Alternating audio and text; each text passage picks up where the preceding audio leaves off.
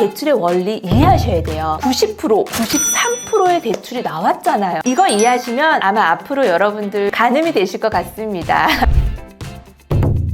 여러분 안녕하세요. 월세모니콜 세연쌤입니다. 반갑습니다. 오늘은 우리 사랑하는 소액님들을 위해서 대출 93%까지 받는 전략에 대한 공부를 할까 합니다. 우리 사랑하는 소액님들, 대출 너무너무 중요한 부분이에요. 왜냐하면 투자금이 너무 조금밖에 없기 때문에. 근데 대출에 대한 이해와 전략을 모르신다면 낙찰을 받고 나서도 내가 생각하는 만큼 대출이 안 나올 수 있어요. 그럼 굉장히 위험하잖아요. 지금부터 제가 실제 사례를 통해서 대출을 이만큼 받을 수 있었던 이유에 대해서 설명을 드리도록 하겠습니다. 이 물건입니다. 서울에 있는 빌라인데요. 이 물건의 낙찰가는 1억 7,030만 원입니다. 근데 이 물건은 대출이 90%가 나왔어요. 그래서 순수하게 투자금이 1,700만 원 밖에 들어가지 않았습니다. 그러면 1,700만 원 밖에 들어가지 않았는데요. 어떻게 해서 이렇게 90%가 나왔을까? 어떤 분들이 이런 질문을 하시더라고요.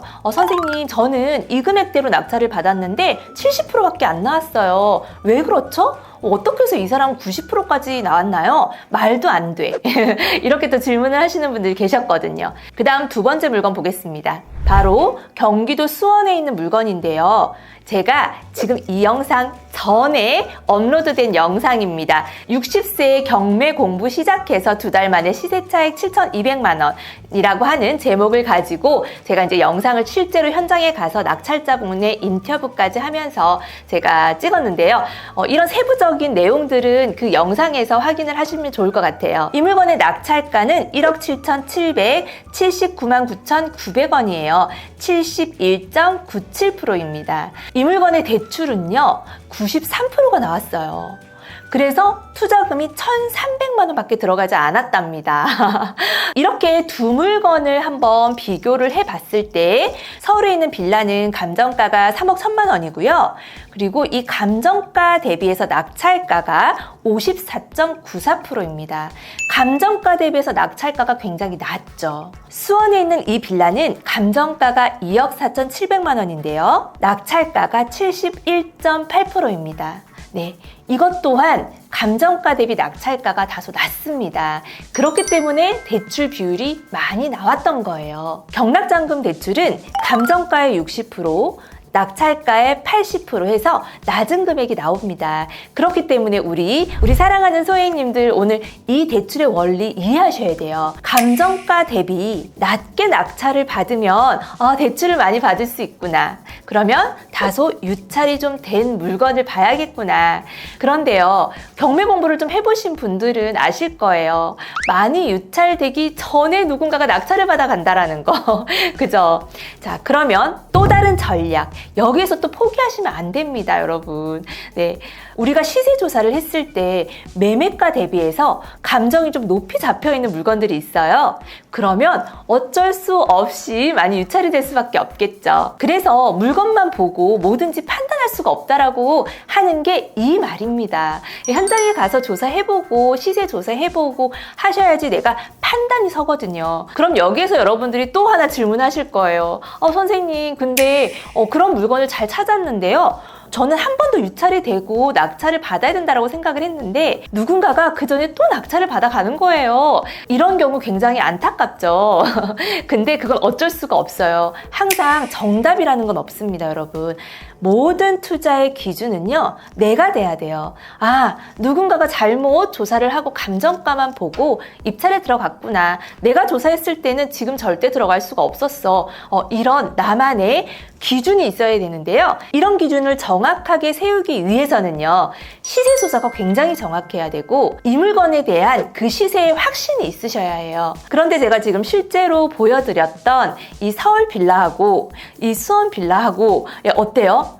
90%, 93%의 대출이 나왔잖아요. 그죠? 그리고 다가구도요, 92%까지 대출이 나온 경우가 있었어요. 그 또한 감정가 대비 많이 좀 유찰이 되어서 낙찰가가 낮았습니다.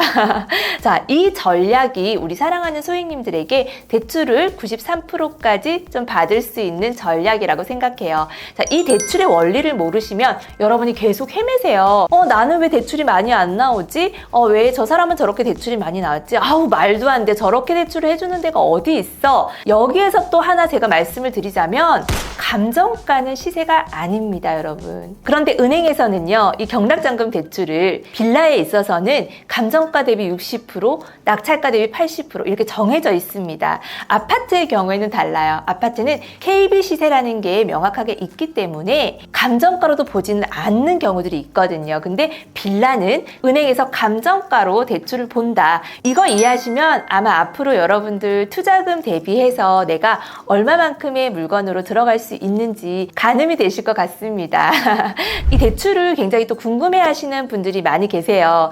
경락잔금 대출은 일반 은행에서는 취급을 하지 않아요. 취급하는 은행이 따로 있거든요. 그래서 그냥 일반 은행에 가셔가지고 물어보면은 아마 대출이 이렇게 안 나올 거예요. 그러면 어떻게 하느냐? 입찰일이 있는 그 날짜에 법원에 가시면은요, 대출 상담사님들이 이렇게 많이 나와 계실 거예요. 그분들한테 이제 명함을 받아서 혹시라도 내가 입찰 물건이 있을 때 전화를 해서 한번 물어보시면 될 것 같습니다. 이 대출에 대해서 굉장히 궁금해 하시는 분들이 많아서요. 제가 또 그것도 얼마 전에 부동산 경매 대출 92%까지 나옵니다 라고 하는 또 영상을 통해서 이 대출에 관해서만 집중적으로 설명한 영상이 있습니다. 그 영상을 보시면 조금 더 대출에 대해서 잘 이해하실 수 있을 것 같아요.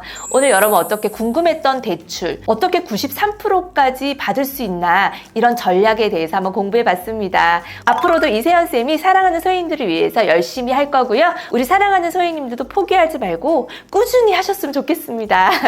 자, 그럼 건물주가 되는 그날까지 우리 함께 화이팅! 안녕!